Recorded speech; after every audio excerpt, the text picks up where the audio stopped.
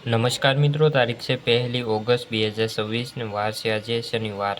આજના વિડીયોની અંદર ગુજરાતમાં જે ડીપ ડિપ્રેશન સિસ્ટમ ગુજરાત ઉપર સંપૂર્ણ આવી ગઈ છે અને તેના કારણે ગુજરાતની અંદર 1 ઓગસ્ટના દિવસે આજે રેડ એલર્ટ તમામ જિલ્લાઓની અંદર આપી દેવામાં આવ્યું છે, જેમાં ખાસ કચ્છના વિસ્તારો, સૌરાષ્ટ્રના વિસ્તારો અને દક્ષિણ ગુજરાતના વિસ્તારોની અંદર સવારથી જ અતિભારે વરસાદ ખાબકવાની શરૂઆત થઈ ચૂકી છે।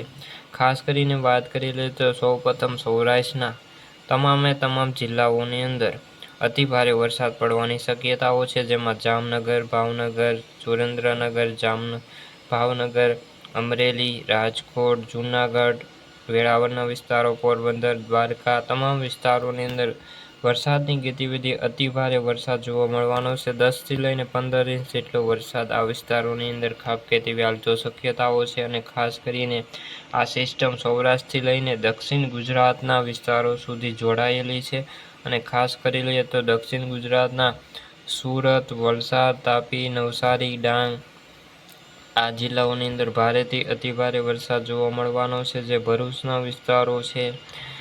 સુરત, વલસાડ, તાપી, નવસારી, ડાંગ જિલ્લાઓની અંદર ભારેથી અતિભારે વરસાદ જોવા મળવાનો છે। તો મિત્રો જોઈએ તો આગામી સમયમાં હજુ પણ આ સિસ્ટમ ગુજરાત ઉપર કેવી રીતે પસાર થતી જોવા મળી રહી છે અને કચ્છના વિસ્તારોને પણ આ સિસ્ટમે આવરી લીધા છે। બાકીના જે વિસ્તારો છે ઉત્તર ગુજરાત અને મધ્ય ગુજરાત તેની અંદર પણ સામાન્ય વરસાદ પડી રહ્યો છે। તો મિત્રો આપણે જોઈએ કે બપોરના 12 વાગતાની સાથે જે સિસ્ટમ છે ગુજરાત ઉપર કેવી રીતે આગળ વધી રહી છે।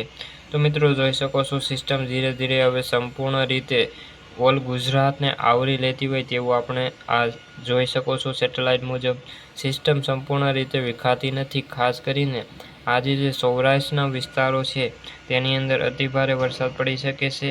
બપોર બાદ જે વરસાદની ગતિવિધિ છે તેમાં વધારો થવાની શક્યતાઓ છે, જેમાં જૂનાગઢ, વેરાવળ, મહુવા, ભાવનગર, અમરેલી, રાજકોટ તમામ જિલ્લાઓની અંદર ભારેથી અતિભારે વરસાદ અને સુરત, વલસાડ, તાપી, નવસારી આ વિસ્તારોની અંદર પણ ભારેથી અતિભારે વરસાદ જોવા મળશે। ત્યારબાદ જે ઉત્તર ગુજરાતના જે વિસ્તારો છે તેની અંદર પણ અતિભારે વરસાદની સંભાવનાઓ છે અને કચ્છના વિસ્તારોની અંદર પણ ગાજવીજ સાથે વરસાદની સંભાવનાઓ જોવાઈ રહી છે। ખાસ કરીને જોઈ શકો છો આવતીકાલે જે ગુજરાતમાં વરસાદની ગતિવિધિમાં થોડો ઘટાડો જોવા મળે તેવી સંભાવનાઓ છે। બાકીના આજે તો ગુજરાતની અંદર અતિભારે વરસાદ પડવાની હાલ તો શક્યતાઓ જણાઈ રહી છે।